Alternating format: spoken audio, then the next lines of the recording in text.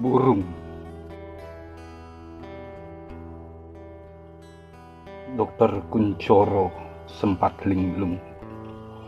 Jurus-jurus ilmu sains yang digeluti di negeri Paman Sam tidak mempan lagi menghadapi gejala yang terjadi pada pasien satu ini. Sia-sia, benar-benar sia-sia. Batin. Hampir 2 jam ia memandang kaca di toilet rumah sakit tempatnya bekerja. Botak, makinya pada cermin yang bertengger bisu di hadapan. Kepalanya yang nyaris pelontos mempelajari teori-teori spesialisasi penyakit dalam di Universitas Kondang di Illinois tidak bisa memecahkan problematika yang cukup sederhana. Jangankan tes darah pasien, tes DNA pun tak menyatakan pasiennya terindikasi AIDS. Pasiennya Iko Mangbongor, seorang petani dusun yang jujur dan memegang teguh aturan adat dan prinsip-prinsip agama. Tentunya akan berperilaku susila secara rasional, tak mungkin menyimpang. Transfusi darah, detailnya ya tidak membutuhkannya. Pengakuan keluarganya pun begitu. Kemang Bongor tidak pernah mengalami kecelakaan sampai pada akhirnya harus menerima donor darah orang lain. Keletihan pun menggelayut di dalam otak kritis Dr. Kuncoro. Kiranya jenuh. Di antara ambang bawah sadarnya ada nuansa irasional. Kamu harus pulang. Kamu harus merenungkan kembali jati dirimu. Bisik wajah di cermin yang tidak lain wajahnya sendiri. Tangannya lunglai memutar keran wastafel. Kucurannya dibiarkan keras menerpa kedua telapak tangan yang kaku. Pelan bergerak menyentuh kulit mukanya yang kusam. Dia rasakan air itu membias di wajahnya yang tegang akibat keringat bercampur minyak kulit yang melumuri kulit arinya. Saat tenang, ia coba mendaur ulang untuk menyambung-nyambungkan sisa hati yang gagal terkoyak. Jawabannya, ia harus pulang.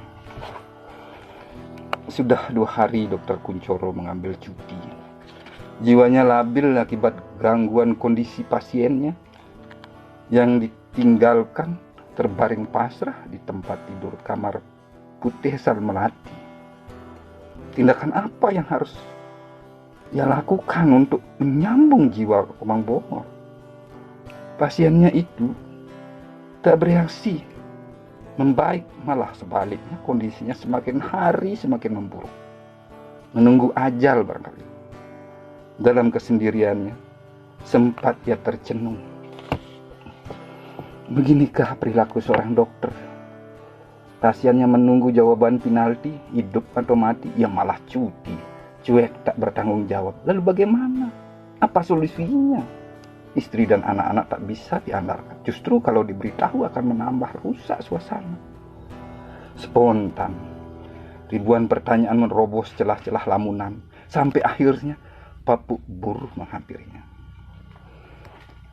Ada yang membuatmu resah, nak? Sapa tukang kebun yang setia mengabdi selama 13 tahun pada Dr. Kuncoro. Dedikasinya pada majikan diperlihatkan sejak menjadi dokter PKT, puskesmas pembantu, yang lokasinya di pinggiran hutan Gunung Kayangan, sampai menjadi kepala bagian bedah dan penyakit dalam di RSU kota.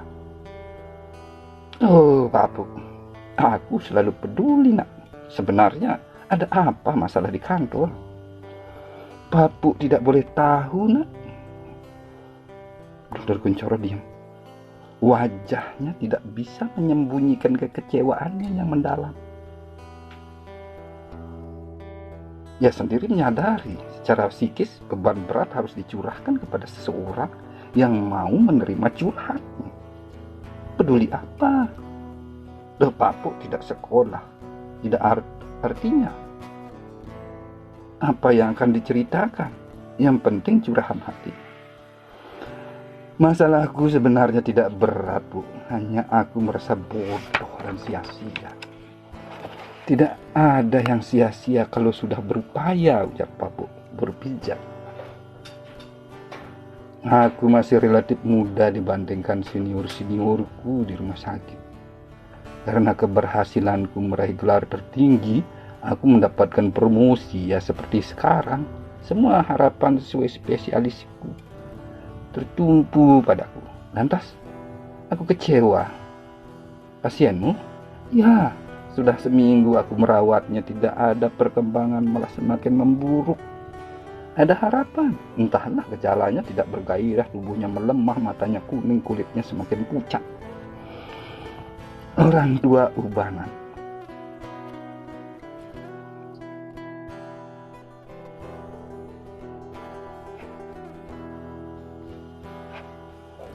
Orang tua ubanan itu tersenyum mendengar kalimat yang meluncur dari mulut Dokter Kuncoro. Sepertinya tersungging harapan ia mengerti keadaan majikannya. Tekanan mental akan prestasinya yang luar biasa mendorongnya untuk mampu mengatasi semua masalahnya dengan cara-cara yang serba rasional.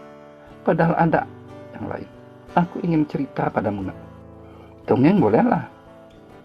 Konon seekor burung kecil berbulu kuning yang bernama Kecial itu diciptakan Tuhan memiliki kelebihan. Pada hari tertentu, jam tertentu, orang-orang dulu menangkapnya untuk dijadikan penyakit, sehingga sangat menakutkan memelihara burung jenis itu. Tapi sekarang malah jadi kegemaran. Tentu karena lebih murah dibandingkan melihara burung punglor kakak tua beo yang bernilai jutaan. Begitu ya. Jadi ada yang menarik dari cerita Papuk. Penyakit apa yang Papuk maksudkan? Potong terjauh. Kecial kuning godek ngantuk. Penyakit unik. Ya unik obatnya. Minyak burung itu tapi ada syaratnya. Apa? Burung kecil yang terperangkap jala laba-laba. Wah, sulit sekali. Aku masih menyimpannya. Kalau anak berkenan. Ada-ada saja seluruh Dokter Kuncoro. Sambil tersenyum ia menggeleng-geleng menuju kamarnya. Tak masuk akal pikirnya. Cuti 3 hari sudah selesai. Dokter Kuncoro harus dinas lagi. Ketenangannya pun terusik. Pasiennya itu menurut suster jaga via telepon kondisinya sudah diambang kritis. Setelah siap dengan koper stetoskopnya, iya, pun menuju garasi dengan sipik yang baru dibeli secara tunai sebulan lalu. Papuk Bur mencegahnya. Nah, ini minyak burung itu, yang halus. Lalu Kuncoro tidak kuasa menolak pemberian tulus tukang kebun yang sudah dianggap seperti orang tuanya sendiri. Terima kasih, Bu. Balasnya dengan sigap, tangannya masukkan botol mini bekas penisilin ke dalam kantung sebelah kanan baju jubah dokter. Tempat biasa ia menaruh obat. 1/4 jam kemudian ia sudah berada di jalan protokol. Kemudian ia sudah berada di rumah sakit kota sepagi ini. Sudah dipenuhi pasien. Apalagi ruang gawat darurat begitu berjubel dengan orang-orang. Belum sempat Dokter Kuncoro turun dari mobilnya, suster jaga berlari mengambilnya. Dokter, pasien Anda membungkur emergensi. Kritis, overdose, setengah berlari. Kedua orang berlainan jenis menuju kamar pasien. Tepat di depan pintu beberapa sanak keluarganya histeris. Dikira si sakit sudah sekarat tinggal menunggu waktu. Terkejar panik. Rupanya penyakit edan itu sudah menuju jantung. Ia cepat menyuruh suster yang mengambil alat pemicu jantung di ruang laboratorium 60 meter ke arah selatan. Ia sendiri mengambil spare di laci bopet gantung yang terpasang di sebelah jendela sal sebelah timur Dokter Kuncoro. Lupa. Ia mengambil botol penicillin yang ada di kantong jubah dokternya dan serap, tertancap pada pinggul pasien. Pasiennya yang sedari tadi tersengal-sengal sulit bernapas itu menggeliat terbelalak. Sebentar kemudian pingsan. Tangan sang dokter dengan sigap memeriksa denyut nadi di pangkalnya normal. Tirai pintu tersingkap. Suster jaga terkupu-kupu membawa alat pemicu jantung. Rasa was-was tergores di wajah. Dua langkah berjalan menuju tikungan. Tiba-tiba secara mendadak berhenti. Refleks tangannya menampar kepalanya yang botak. Sialan penicillin itu. Berbalik 180 derajat lalu berlari dengan kencang menuju sel melati. Ini menerobos masuk seperti dikejar setan. Apa yang terjadi? Pemandangan aneh. Maaf Pak Dokter, saya izin sebentar ke WC. Mau buang air besar. Sudah sekian hari kebelet. Ujar Komong Bungur lemah. Dokter Kuncoro melongo, tak bisa berkata-kata.